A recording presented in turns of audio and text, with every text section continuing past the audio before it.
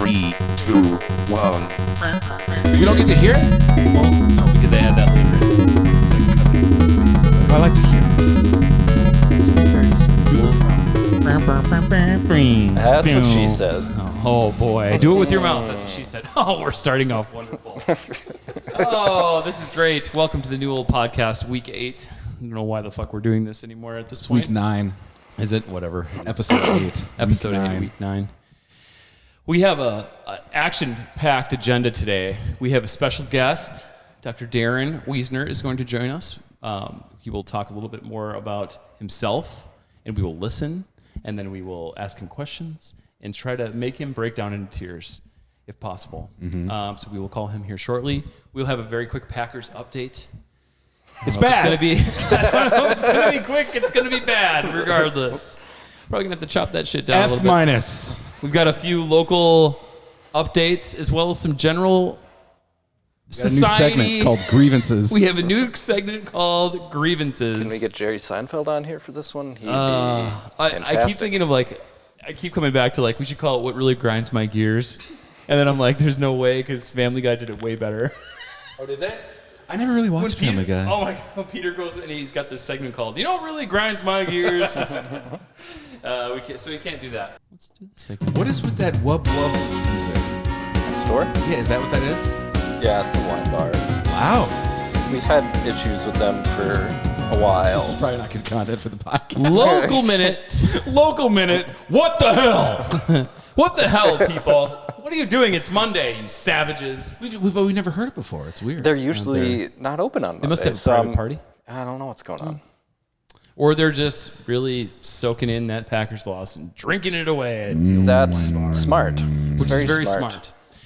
Very smart. But anyway, you had something about, we'll call it grievances. And let's just hit this music again, because it's really all about grievances. Listen to it because it'll calm me down. Is it working? All right. Just great. There's a thing that's been happening, and there's two examples of it, and I'm going to tell them in the reverse order because the second one's worse, but not as, okay. So everywhere I go now, people are taking their shoes off. For example, I was at a fairly nice Thai place. Fairly nice. Like a pretty nice, Yeah. people go on dates to this place, and this son of a bitch, fully barefoot. I'm trying to eat my goddamn Rangoon while looking at his funky toes. And I'm not weird about feet. Like if one of you guys was barefoot right now, it's fine. I don't mind. But we're at a nicer restaurant, and this fucking guy. But there was this other time where I was at the coffee place. And this guy was barefoot, which sounds not as bad as the nice Thai place, right? Except this motherfucker went to the bathroom. Ugh. Barefoot.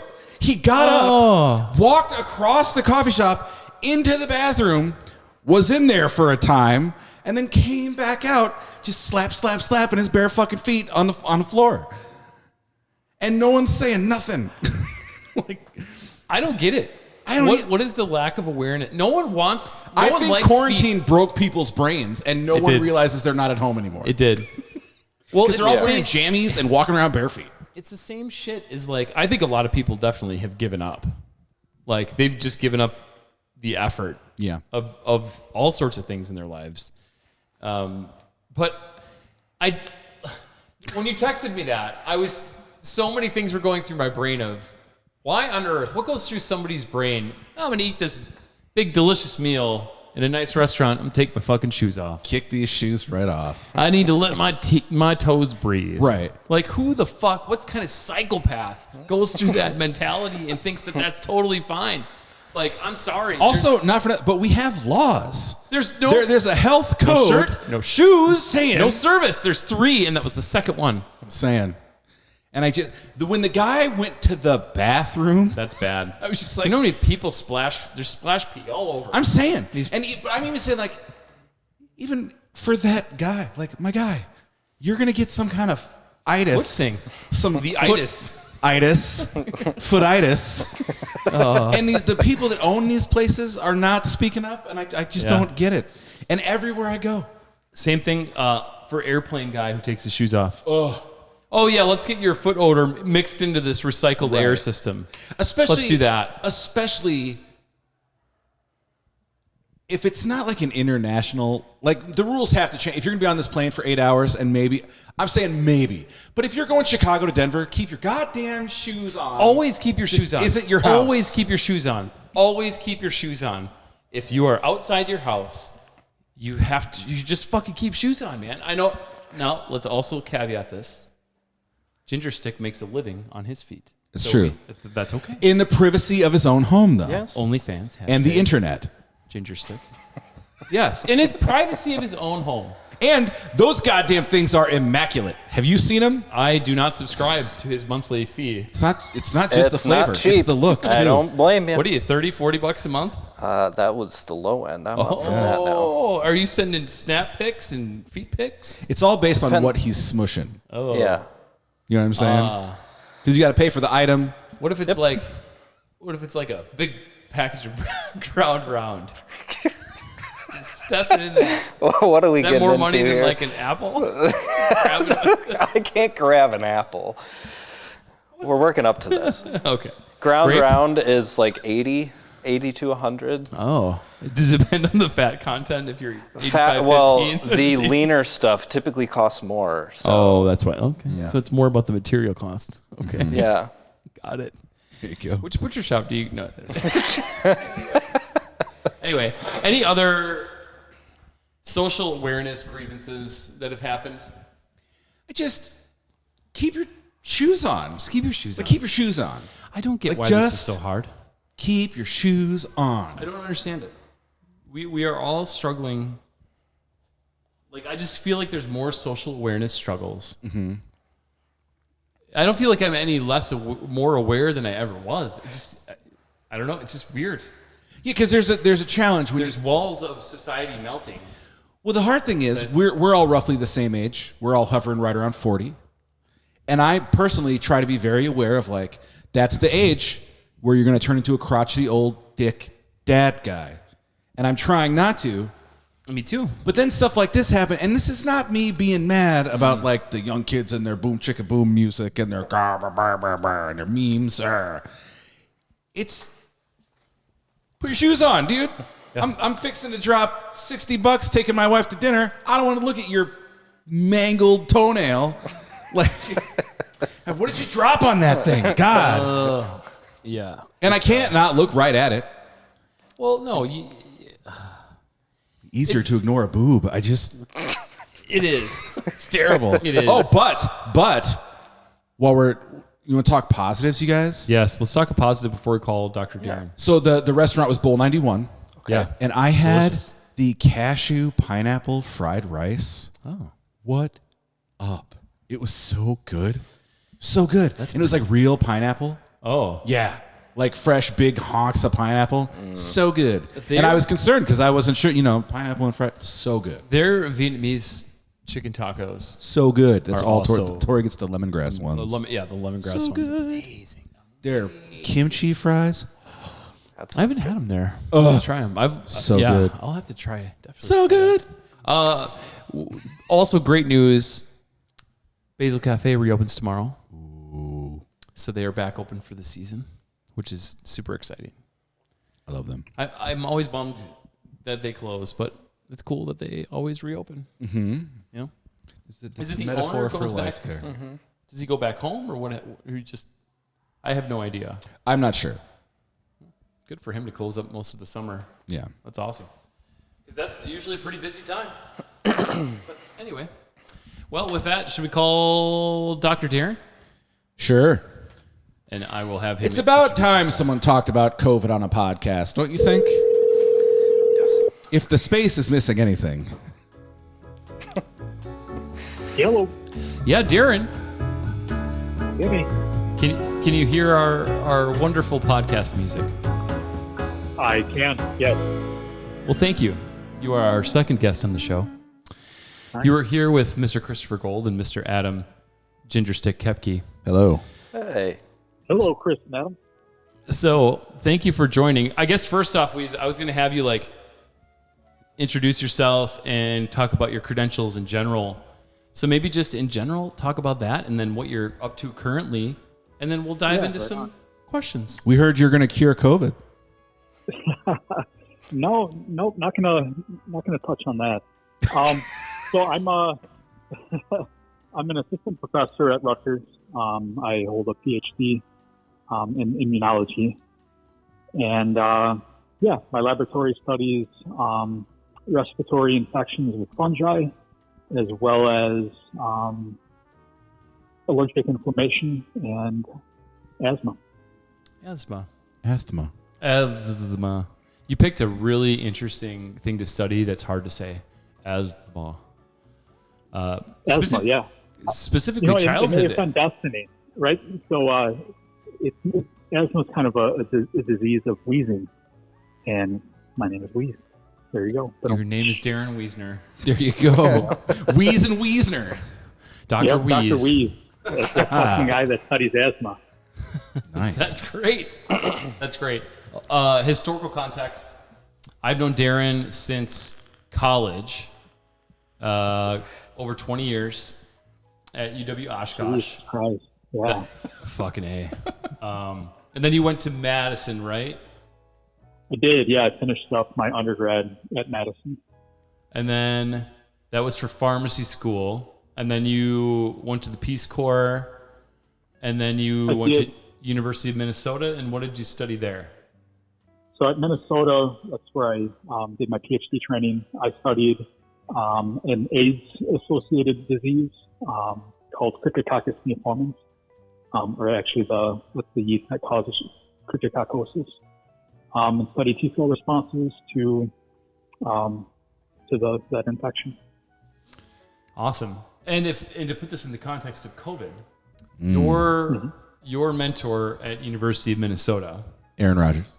not Aaron Rodgers, No, okay. not Aaron Rodgers, different Aaron Rodgers. No, I'm just kidding. Was the head professor of that your entire group of study, but also worked directly under Michael Osterheim, correct? Yeah. Who was the pandemic advisor to Reagan, Bush, Clinton, Bush, and Obama, correct? Yeah, so Osterholm, he runs the Center for Infectious Disease and Research Policy, CIDRAP. It's really a high-power epidemiology and like public awareness type of institute.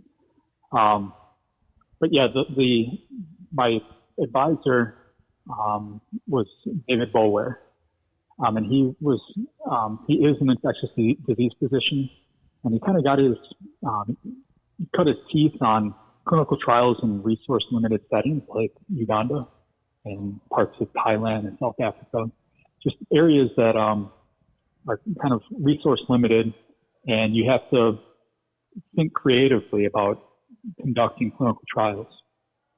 So I think that just kind of that mindset is what really launched him into the public spotlight with COVID. Interesting. He was one of the first investigators to put together a clinical trial to study the efficacy of hydroxychloroquine back when people were, kind of, it was a political issue, and clinical trials take time, and really we needed an answer immediately. HCQ for the person. Yeah, he just kind of came up with a really cool, clever way to conduct a trial and got an answer within a few months on about a $200,000 budget. Excellent. Well, that is amazing. Yeah. I'm glad that smart people who can rattle off shit like you just rattled off of and are existing for us. Does it make your life harder that like a lot of people during COVID were forming opinions about stuff before even you had like a solid answer on whether or not something was going to work or not work? That's a great question. I think scientists have always kind of taken a back seat, and like a behind the scenes role in the world. And because, obviously COVID became a dominating issue in all of our lives, people were scared. There's a lot of uncertainty. And people turned to scientists and wanted immediate answers. And that's just not what science does, unfortunately. Science is methodical. It takes time. And I think the public was just growing frustrated with the fact that, despite the fact that to a scientist saying, I don't know, is actually really invigorating and is a source of passion and drive.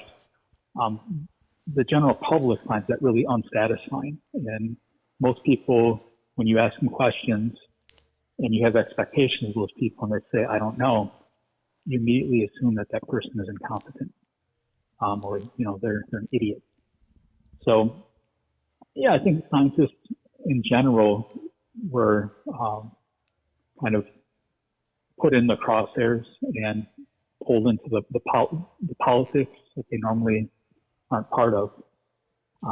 Personally, I was kind of watching these things unfold, and one of the things that became pretty obvious to me was how quickly people assume that they're an expert in something. And I think this is an area that there's actually common ground across the entire political spectrum. I think everyone is an expert in something.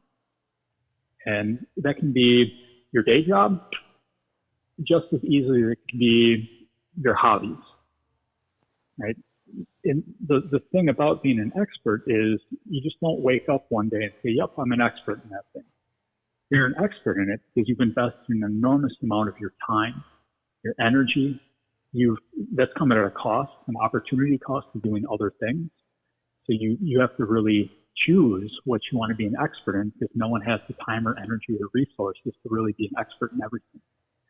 And I think people lose the big picture, right? They think that they can just be an expert in something because it makes them feel comfortable. But if you were to kind of turn it on the tables on them and say, hey, you're a plumber, you're an expert in that, I can turn a wrench, I'm just as good as you are, they would probably take offense to that. And rightly so, because they've invested in that craft. I need a cigarette. That was awesome. Well, Darin, what am I supposed to do when a scientist's opinion is different than mine? Fuck that. Well, I think first of all, that's another issue. There is a clinical difference between fact and opinion, right? And Thank you. there are true facts and there are false facts. There are also valid opinions and invalid opinions. And again, I think this is another area where people can have common ground and really engage in helpful, healthy, meaningful debate. And, I think that's going to be one of the cures to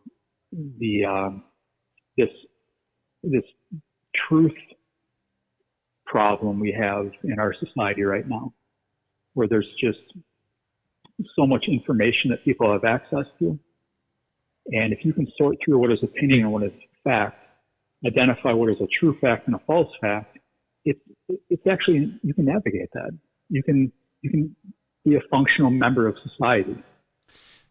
That's a good call out, and something you and I have talked about is people in general, they tend to try to make assumptions to fit a certain level of bias, and they close themselves off to anything outside of that norm. And then social media then sort of drives that, because the algorithms themselves are about engagement, whether it's positive or negative engagement. So when people are fixed on these resources, it's just going to continue to, let people dig in more. And then what I think also contributes to this is, like you were saying, with the science and the scientists in general, it takes time.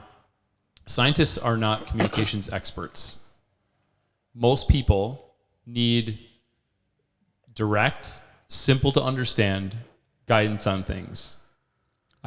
There's definitely, I think, at a number of levels that sort of failed. I think a lot of times experts may not be able to properly, succinctly explain things as reasonably and rationally as people need to hear them. Good science does not fit into a tweet. Right, it doesn't, and it also, sure, yeah. but it almost, in some cases, it has to, because people don't have that complex level of thinking about things. Well, they don't have the attention span. And they don't have the attention span. That's another factor. Yeah, I think you hit on the major problem with scientific communication or any high-level communication. Like even explaining high-level music, I think you would run into the same problem. Yeah, exactly. And that is, there's an irreducible complexity to certain issues where you can't reduce something simple enough to be accurate and have someone that isn't willing to put any effort at all on their end to understand it. So and they're actually... go ahead, Weiss. I was just going to say it ends in kind of both sides throwing their hands up and saying, well, I give up. Yeah.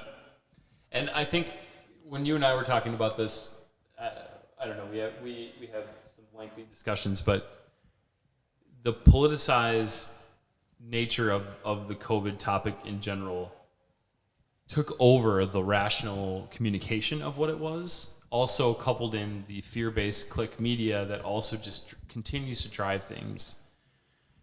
If you had to break it down, and we talked about how we could do that for every individual, and this kind of brings into my question is, we're always going to live, COVID will always be around, variants will always be around. That's just how this thing is changing. It's how it's staying alive, is to become more contagious, but also live as long as possible within people. The simplest way to manage this is probably what the messaging should have been earlier, is talk to your doctor. Absolutely. 100%. Talk to your doctor. Biggest failure. That was the absolute biggest failure of the COVID pandemic, was putting the federal government in charge of messaging and all of the front-facing things, when they should have just, and they did this, they were coordinating with doctors, but that should have been the only thing they did, because it comes down to trust. And there are a few professions and a few people in people's lives that they trust. And it's results-based. It's getting to know people at a personal level. And that one of those people is your family physician. You build a relationship of trust with those people. And I think scientists and the federal, like places like the NIH with Fauci and the CDC, WHO, they should have invested all of their resources in educating physicians and encouraging physicians to communicate directly with their patients. So that brings the next question.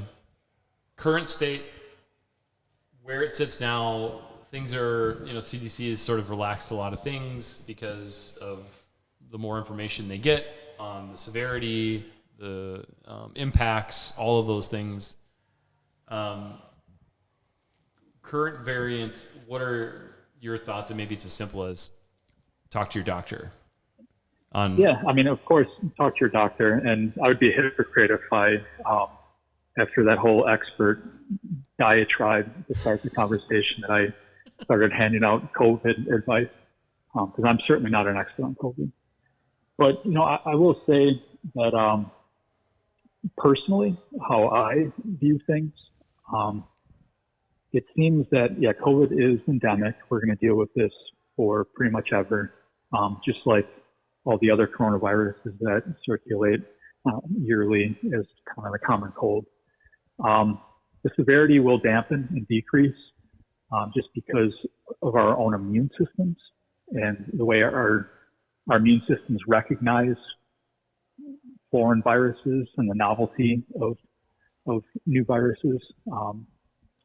And then the virus itself will slowly change. Probably, it seems like it's evolving more towards persistence as opposed to causing disease. So that means mutations are more to kind of drive low-level infections that don't exhibit severe symptoms. so that they're selected for the ability to transmit and kind of propagate throughout society. I think there's a lot of personal decisions to be made too. Of course, if you're high risk, you should probably approach things differently than someone that is maybe younger and healthy. But we've got a lot of tools now too. There are a lot of therapies for people that do get seriously ill available that also seems to have a pretty significant effect on mortality. I think the situation now is vastly different than even a year ago. And I think people should be encouraged and excited to kind of return to what is more normal. With your level of expertise and education, do you consider Aaron Rodgers more of like a coworker or like an inspiration?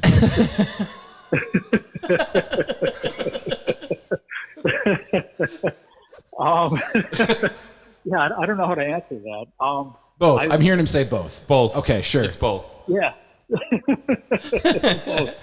I really appreciated you talking about invalid opinions. I feel like there's this sort of thing out there where people think if it's an opinion, it's like unassailable because it's an opinion and an opinion can't be wrong. But that's not true. And I like hearing someone much smarter than me say it.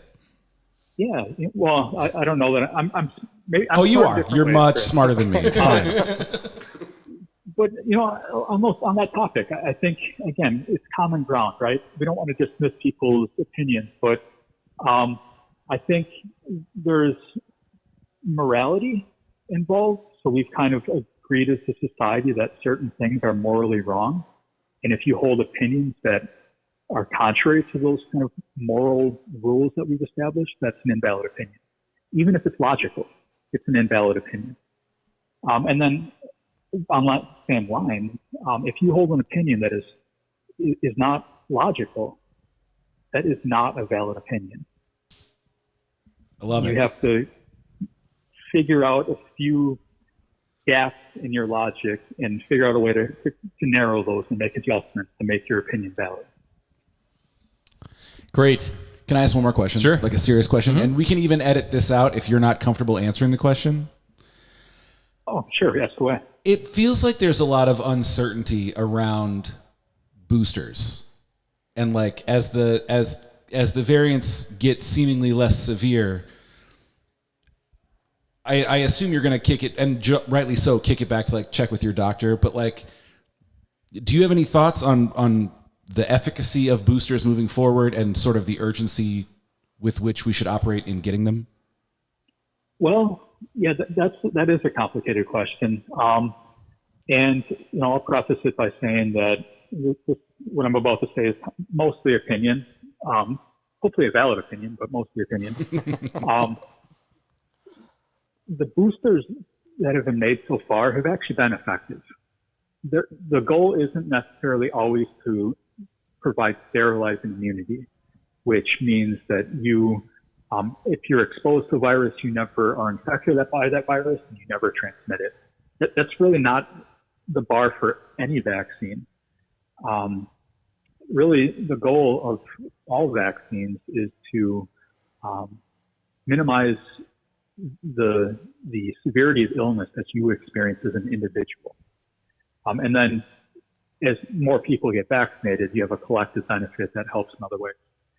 So with that said, the previous booster actually did help quite a bit. There has been some escape with the virus, so virus intrinsic mutations that allows it to escape both natural immunity and vaccine-induced immunity. But the vaccine still has provided significant benefit. So moving forward, I know we're pretty close to having another booster available for, I think it's mainly the at-risk populations like the elderly and people that have other risk factors. That is effective against currently circulating strains like BA5. It's just like the flu vaccine, it's impossible to predict exactly. We can make guesses, educated guesses about how the virus will mutate with each season.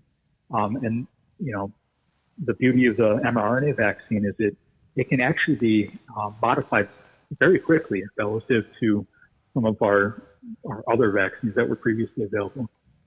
So modern science and medicine should be able to kind of keep up with the changes in the virus. Personally, I found the booster to be quite harsh. It was almost like I had a full-blown infection for about 24 hours. And when I got COVID just this past month, the symptoms were, who knows if they would have been, they probably would have been worse, I guess, if I hadn't been boosted. But you also can't rule out the fact that, with vaccination and repeated exposure to these viruses, that, eventually our immune system will just kind of educate itself.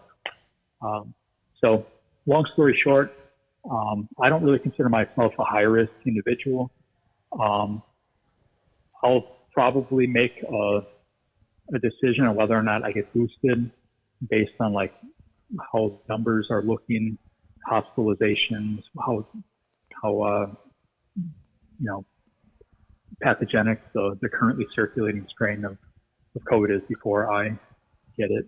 But I'm absolutely going to encourage my parents, for example, who are high risk, or anyone else that is concerned that they might have a bad response to an infection. So, ask your doctor. And I think too, part of that is, like travel. Like if you've got travel coming up, depending on where in the world, if you're traveling across the world, you may have to get it. I think definitely going to be external. Yeah. Things that will force a decision on you too. Yeah. Yeah. So there might be factors like that. But no, that's very helpful. Yeah. Thank you very much. It's nice good to talk insight. to an expert. It's good insight. Thanks for joining us. we wanted an expert, but with the football season, Aaron's busy, so you'll have to do. All right. One quick ask, Weez. I need you to send me a picture of your long-haired high school senior photo so I can put that up on the screen in the background while you're talking. I think I might actually have. The one. Yeah. Oh, yeah. The one. Hilarious. It's ridiculous. It's so stupid. It's so stupid, but we will let you go. Thank you, Dr. Darin. Thank you, Dr. Yes, Darin. thank you. Right. Thanks, guys. Yep. Bye. Take care. Dr. Darin. That was cool. An excellent resource. It's nice to hear someone be so level-headed. We'll laser beam that one. Yeah. He's an assistant professor. You have to be able to communicate. Right. So he's an excellent guest. So other items. Should we dive? Should we do it? Should we go Packers minute? Sure. I'm kind of feeling. But hold on, while we do the Packers minute, because it's going to be hard. It's going to leave a bad taste in everyone's mouth. That was very good. I brought something else. You might be bringing scientists and doctors and whatnot, and good for you. Okay. I brought Funyans flavored wavy Lays because, as we discussed in the podcast, Funyans are great, but they wipe your mouth. And then the next day, I was at the grocery store, and lo and behold, the podcast has a powerful reach. We got all the way to the Frito-Lay at Frito-Lay. Mr. Frito. Funyans. I spelled Funyans wrong in my text. Now I feel bad. It's just an alarm. It's fine. Good. Funyans. Well, let's try. Let's do it. Try the shits. While we talk about An abysmal week one again. Okay.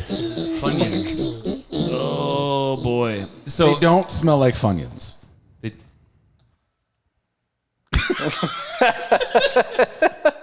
Have a Funyan chip thing. Okay. I like how pro chip this podcast is becoming. I like chips have played a fairly large role in many episodes of this show. It's good. I wouldn't say it reminds me of a Funyun at all. Mm-mm. No. It almost just tastes like a sour cream and onion chip. Yep. That's exactly what it tastes like. What the fuck, Frito-Lay? They dropped the like ball an asshole on that on the podcast. one. Speak about dropping balls. Frito-Lay should play for the Packers. They're going to keep dropping balls like this. Wide receiver. Want some more? I might. Those are pretty good. They're pretty good, right? Yeah. Zesty. Anyways, you were saying, Zim, you were really pleased with the Packers on Sunday? The more that you eat of them, you get that Funyun overall flavor. A compounding Funyun effect. For sure. So Eat every another one, it's very Funyun Funyun. is like a booster.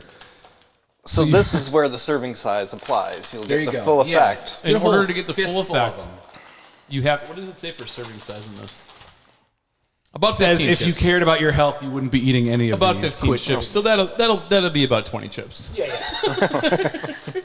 I just watched that episode of The Office where updating 10 minutes. So it'll be in about 5 minutes. 5-10 minutes will be, but yeah. PowerPoint. PowerPoint. Your presentation tool. Apparently, his new show is really good. The serious one. Annette and I just watched the first 2 episodes. It was very good. So Packers update. Who wants to start first? Here's the deal. That was gross. That game. I didn't care for that. But, the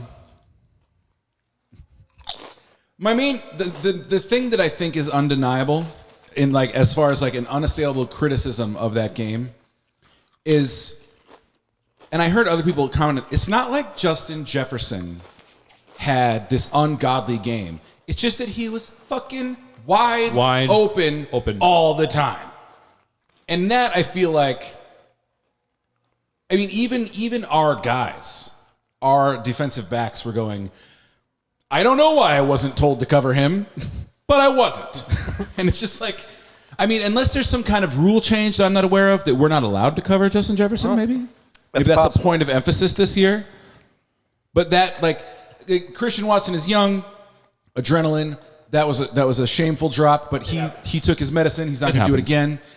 And he did a bunch of really good, like, sort of subtle. He was really good blocking in the game and that kind of thing. You ran the right route. Mm-hmm. He was in the right place. Yeah. It was a good throw. Drops happen. Yes, that doesn't feel like the end of the world to me. The defense, particularly in the secondary, I didn't understand what the hell was. Even if the first quarter had been like that, and then we adjusted, but it was all 4 quarters. What the hell? The fact that the hype around the defense is so high coming into the season, and time again we heard, and I still believe it, that we have one of the better They have a lot of secondary rooms in the NFL, but it was a bummer to see Stokes constantly getting burned all the time.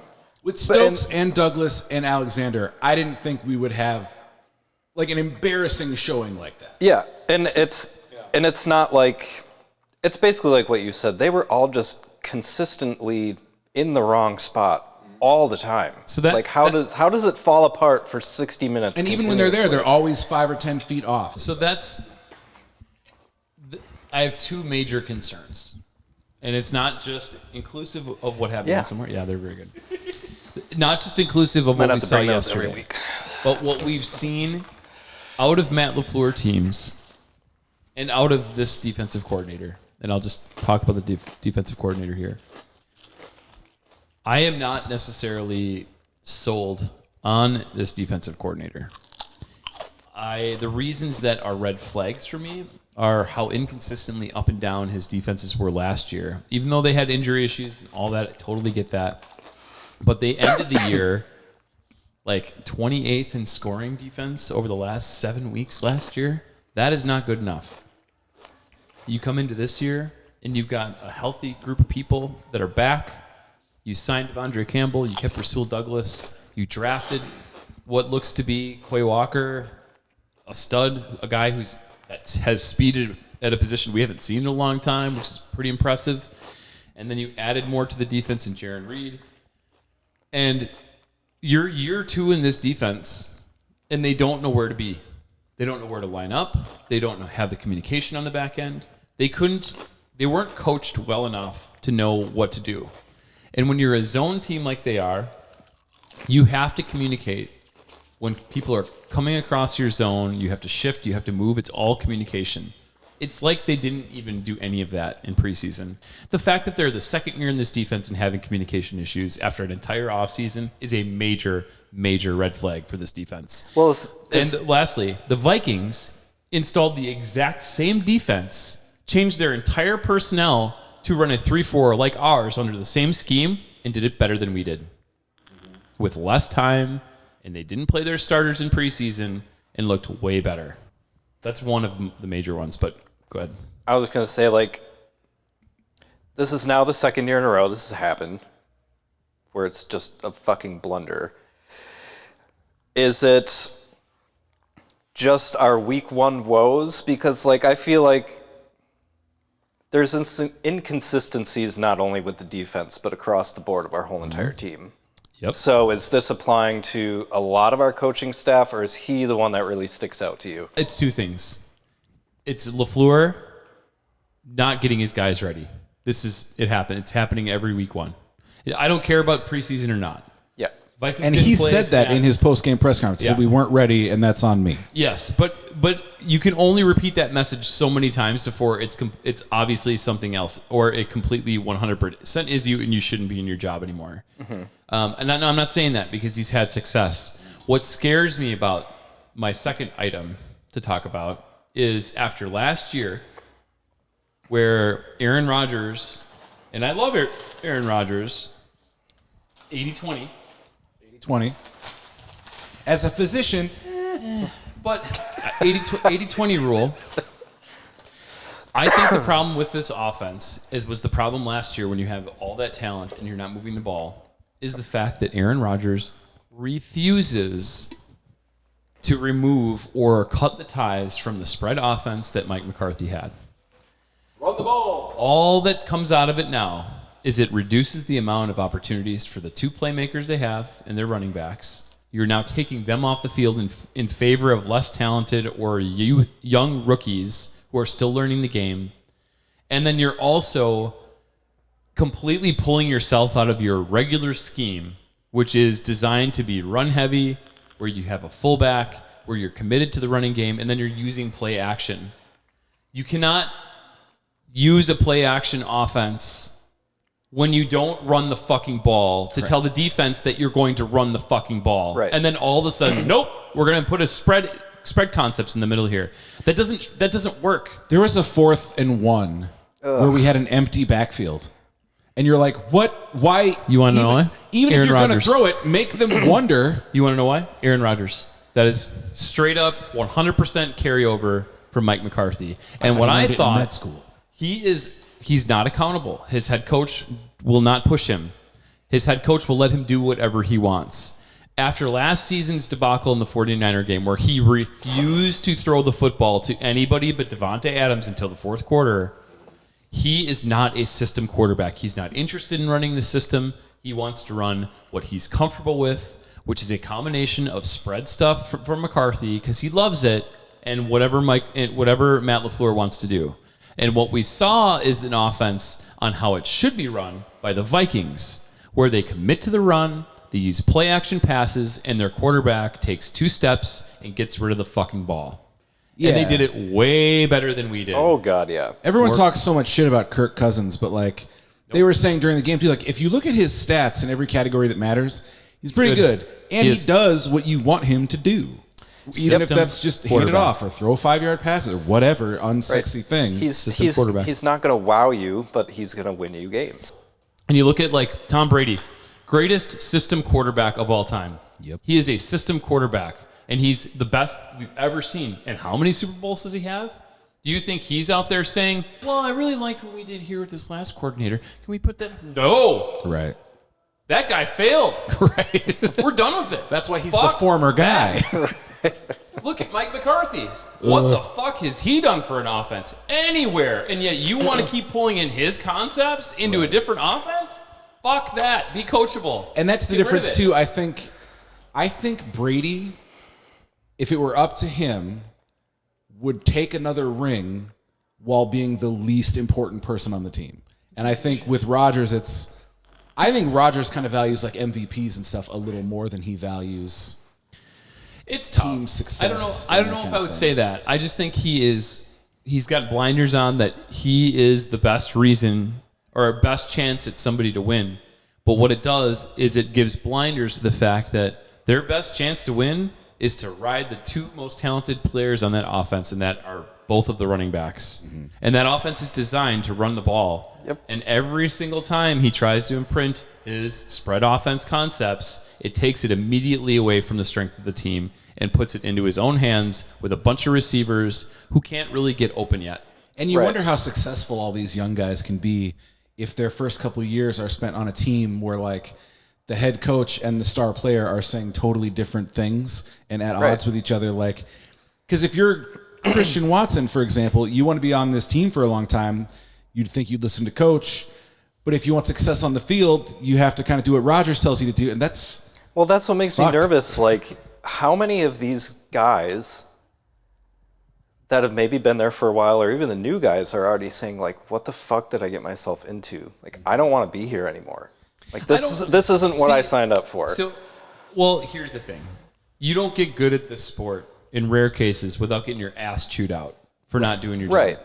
So these guys are you all don't get used good to at it. anything really Really, without getting no. chewed No. out a little bit. I'm not worried about that. That's and again, if he was an asshole and players didn't want to be there and didn't like him, he wouldn't be voted captain every year. Like, it's flat out. Like, Yeah. he wouldn't get votes for it. Quarterbacks aren't always captains because the team they don't believe in the guy, right? So I think that if you've got a player who comes in, one, if you have an occupation and you expect to like every single person you work with, you're set up for failure because it's never going to happen. I do. What are you Yeah, right. Well, trying to say? some of the dipshits that we have to play with. Oh, those are coworkers. Yeah, hi. Never Yeah, you mind. could probably call him that. You want to call him that, but you know the dipshittery I'm talking about. I But do indeed. we could talk about a whole segment about that kind of dipshittery that goes on around here. But anyway, I'll just wrap it up and say the last thing that concerns me sort of ties into the whole thing about Rodgers having too much input and not enough coachability, and listening to LaFleur and Rodgers both stand up there at a fucking press conference after the game and saying, we need to run the ball more. You guys fucking do it. It's up to you guys. It's up to you. Stop fucking saying it after every goddamn week when you don't run the ball. Oh, we got to run the ball more. Well, gee, who's in charge of that shit? It's like a chef coming out of the kitchen at a restaurant going, man, this food tastes bad, huh? We got to do a better job on this food. God Didn't you damn it. fucking cook it? What the fuck is your problem? Stupidest fucking shit ever. All right, let's wrap up the segment with a classic question after a disappointing game. Zimmy, scale of 1 to 10, how worried are you about the Packers? Okay. Define this. Worried about their regular season or worried about their postseason hopes? Let's start regular season. How much panic are you walking away from the first game with? If the goal is to make the playoffs, I think as long as they stay healthy, they should make the playoffs. They have enough talent to make the playoffs. Even though the Bears and the Vikings look better than they have in a long time. Week one's always kind of a crapshoot. Sure. What- Other teams will probably cover Justin Jefferson, which might affect Minnesota's chances. So week one's always a crapshoot because teams are doing They shot a lot of crap yesterday. Well, because you just don't know. There's unscouted looks that, I mean, it's a new offense they'd never seen before. Right. But what worries me, which is part of the second question, which is their long-term ability to win a big game in the playoffs and make it to a Super Bowl. Matt LaFleur teams, when they get kicked in the teeth or punched in the mouth early on, never fucking come back. Yeah, they go fetal. They go in a hole. They don't fucking do anything. They're like, I don't know, what do we do here? It happens all the fucking time. I've never in my life seen that. Of all the Packers games I've watched, There it was is a an shot anomaly. of LaFleur after they didn't get that conversion late in the game. And you could see on his face, it looked like he was going, sure. Like he just, fine. That's what scares me. That there's just these complete lack of preparation coaching situations, these games that crop up. The guy's got, fucking 10 losses in his career in regular season, and all 10 of them, they got kicked in the fucking nuts in the first drive or two and never came back from it. Right. What do you think's going to happen in the playoffs? What do you think's going to happen? They scored a touchdown that first drive against the 49ers. Mm-hmm. The very next drive, Mercedes Lewis gets the ball knocked out in a fumble, and the entire air was let out of that entire team the rest of the game. Yeah. The offense never recovered. Never. They went into a shell. They stopped running the ball. They started chucking the ball all over the field, going spread for, like, they just don't know how to handle adversity, and that scares me. That's long-term worry. I don't think that they can win a Super Bowl unless they figure that shit out. They need to, in order for me to change my opinion on that, they need to get their teeth kicked in by somebody and come all the way back and win that game. Anyway, to wrap up the Packers thing, they better fucking get it done this week against the Bears. Oof. I think they should. LaFleur has proven that he can coach in week 2 as opposed to week 1 of a season. So I think they should hopefully right the ship this week. They're going to have a hell of a time. Yeah, they're going to have a hell of a time winning this division, though. I genuinely think the Vikings are trouble. Oh, absolutely. Everyone does. Like everyone's predicting that they're going to win the division. They are trouble. They are very much like the Packers were when LaFleur first took over, where the old coach had just run its course and they had a lot of talent on the roster, and they just needed a refresh of stuff. Yep. And they have what we should have, which is Justin Jefferson. The best of both worlds in a veteran quarterback who will stick to the new system. Yeah, they do. They're going to be a tough team. They're a tough matchup for everybody, just the way they're built. But anyway, any Funyans potato chips. What's the verdict? Yeah, it's fine. They're good. Sure, they're good. I don't know. I mean, I wonder how limited they'll be around. Well, I feel like the Funyans aspect was over. So it's a fine chip. It's a fine chip. If you gave me a bowl of them, I wouldn't know I what would flavor not be they able were. to guess no. that they were Funyun flavored chips. Assume they're wavy sour cream and onion chips. Yep. Yeah. That's it. Yeah, that's about it. Yeah. They were fun though. They were fun. They were Just not so much yawn. not a lot of yawn on those A lot of phones. fun. More like a yin. Just kidding. I don't know what that means. Anyway. Yeah. And cut. 3, 2, 1.